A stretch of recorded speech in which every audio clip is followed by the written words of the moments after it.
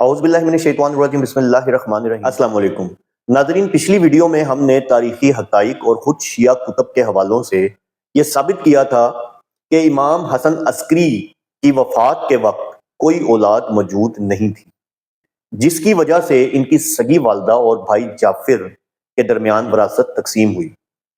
اب یہاں عقل ایک بہت بڑا سوال اٹھاتی ہے، اگر بنیاد ہی موجود نہیں تھی تو وہ 70 سالہ عمارت کیسے کھڑی رہی، جسے غیبت صغریٰ کہا جاتا ہے؟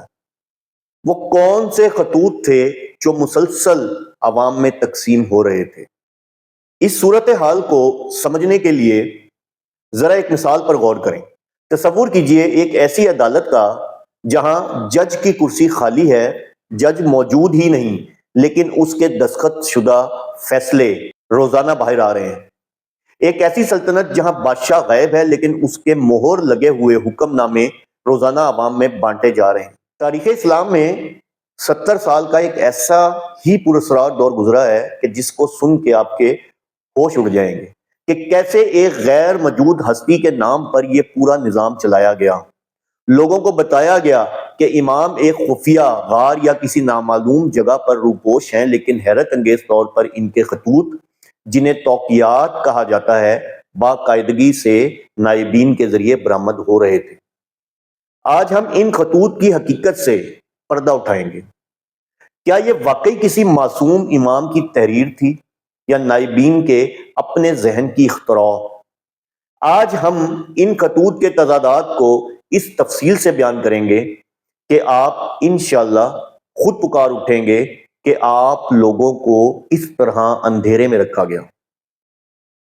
پہلے ذرا اس پروسیس کو باریکی سے سمجھیں جو نائبین نے ظاہر کیا تھا۔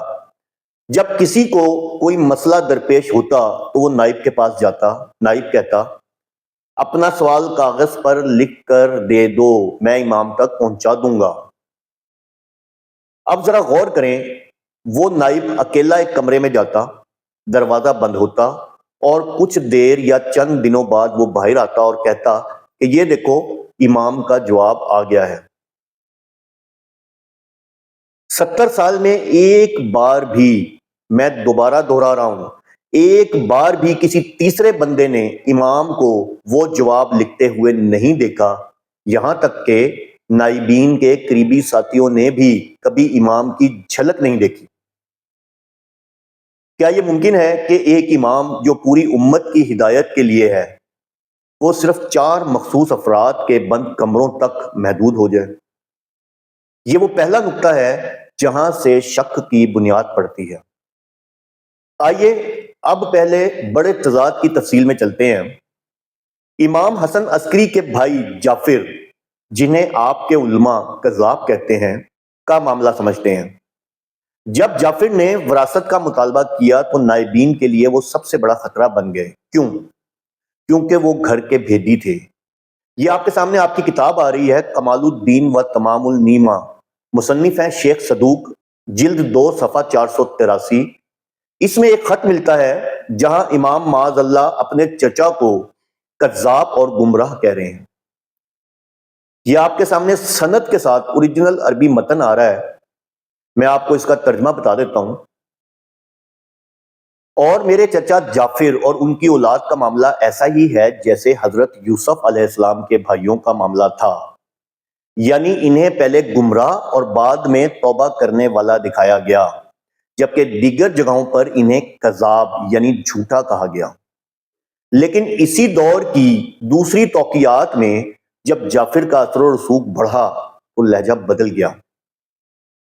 ناظرین، معصوم کا کلام کبھی متضاد نہیں ہوتا۔ یہ لہجہ امام کا نہیں تھا، بلکہ یہ نائبین کا غصہ تھا جو امام کے نام سے کاغذ پر اتر رہا تھا۔ جب جعفر ان کے مفادات کے آڑے آئے تو لعنت کا خط نکل آتا ہے، اور جب معاملہ ٹھنڈا ہوتا تو خاموشی چھا جاتی۔ کیا امام اپنے خاندان کے بارے میں اپنی رائے بار بار بدل رہے تھے، یا نائبین اپنی ضرورت کے حساب سے خط لکھ رہے تھے؟ اب بات کرتے ہیں اس موضوع کی جس پر یہ پوری عمارت کھڑی ہے، پیسہ۔ توقیات کا مطالعہ کریں تو آپ دنگ رہ جائیں گے۔ ان میں نماز، روزہ یا اخلاقیات سے زیادہ مال امام یعنی کہ خمس کی فکر نظر آتی ہے۔ یہ کتاب آپ کے سامنے آ رہی ہے، کتاب الغیبہ، مصنف ہے شیخ طوسی، صفحہ نمبر 285۔ یہ قدیم ایڈیشن، یا آپ اس کو باب کے حساب سے بھی تلاش کر سکتے ہیں، ذکر التوقیات، یہ اس کے باب کا نام ہے۔